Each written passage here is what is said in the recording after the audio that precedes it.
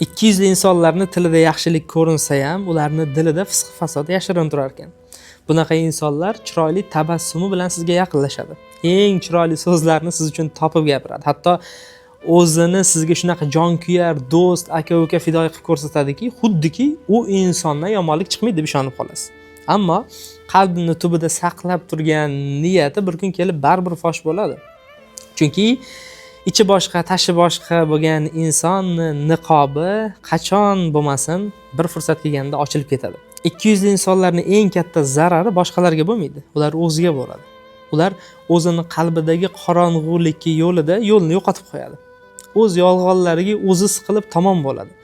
Mana shu yolg'onim fosh bo'lmasmikan, fosh bo'lsa nima qilar ekanman degan o'y ular shunchalik ezadiki, ularning hayotida yashashdan ma'no ham qolmaydi.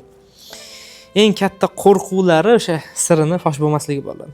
Qalbi toza insonlar bo'lsa, bunday insonlardan imtihonga uchrab, bunday insonlar bilan sinalib, yanada yaxshilikka, poklikka qarab yo'l olishar ekan. Hammamizga qalbi toza inson bo'lish nasib qilsin, 200lamachilikdan uzoq bo'lish nasib qilsin. Shunaqa gaplar.